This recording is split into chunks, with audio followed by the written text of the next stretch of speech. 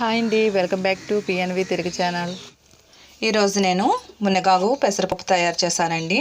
చూసారా, చూడ్డానికి కూడా ఎంత బాగుందో. మునగాకు పెసరపప్పు అనేది మనకు ఆరోగ్యానికి కూడా చాలా మంచిదన్నమాట అండి, చాలా హెల్దీ అనమాట.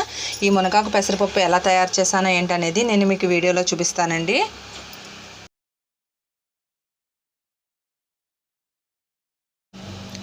ఈరోజు నేను మునగాకు పప్పు చేస్తున్నానండి.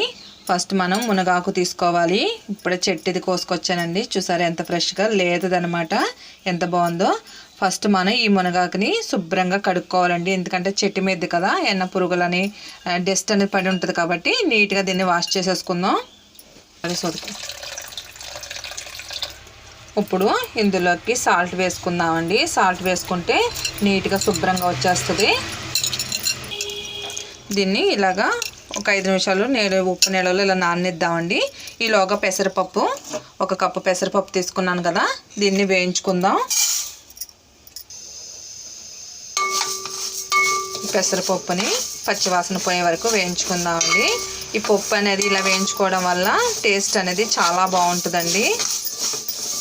ఇది కలర్ వచ్చే వరకు వేగనిద్దాం. పప్పు అనేది వేగిపోయిందండి. చూసారా, కలర్ వచ్చేసింది. ఇప్పుడు వీటిని శుభ్రంగా కడుక్కుందామండి. వాటర్ పోసుకుని శుభ్రంగా కడిగేసుకున్నాక వాటర్ పోసుకుందామండి.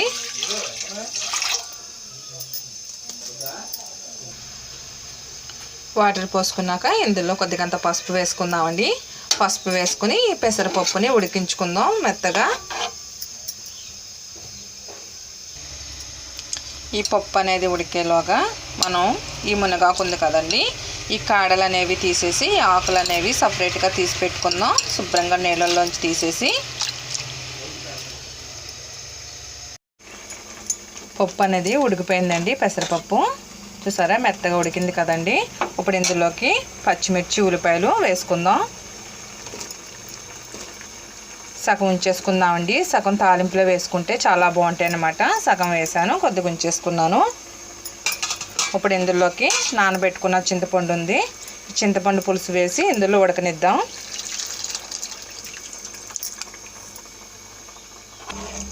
పులుసు పోసేసా కదండి.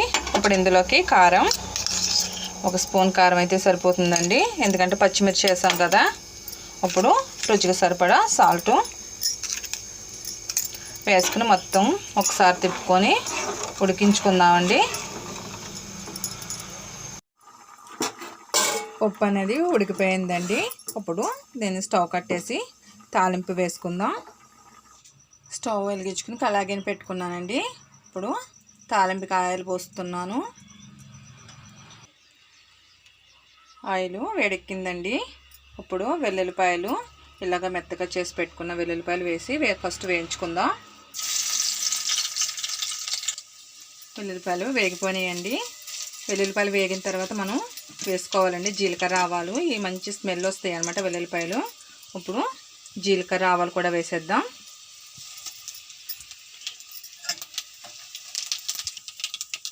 ఎండుమిర్చి కూడా వేసేద్దామండి. అలాగే కొద్దిగంత కరివేపాకు. ఇప్పుడు ఉల్లిపాయలును పచ్చిమిరపకాయ ముక్కలు కొద్దిగా మిగిల్చుకున్నాం కదండి, అవి కూడా వేసేసి ఇందులో వేయించుకుందాం. ఇలా వేయించుకోవడం వల్ల బాగుంటాయి అన్నమాట పప్పులోకి. తాలింపు వేగిపోయిందండి. ఇప్పుడు మనం మునగాకు పక్కన పెట్టుకున్నాక శుభ్రంగా కడిగేసేసి ఈ మునగాకు కూడా వేసి వేయించుకుందాం. ఈ మునగాకు అనేది మనకి ఆరోగ్యానికి చాలా మంచిదండి, మన అందరికీ తెలిసిందే కదా. కనీసం వారానికి ఒక్కసారైనా వేసుకొని తింటే చాలా మంచిదండి. ఇప్పుడు ఇందులో వేసేసుకుందాం మొత్తం. తాలింపు వేగిపోయిందండి. ఇప్పుడు స్టవ్ కట్టేద్దాం. ఇప్పుడు ఈ పప్పుని తాలింపులో వేసేసుకుందామండి.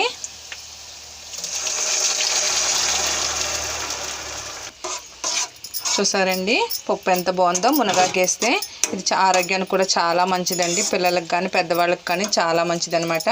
మునగాకు పప్పు రెడీ అయిపోయిందండి. మీరు ఎవరైనా నా ఛానల్ కానీ ఫస్ట్ టైం చూసినట్లయితే నా ఛానల్ను సబ్స్క్రైబ్ చేసుకోండి.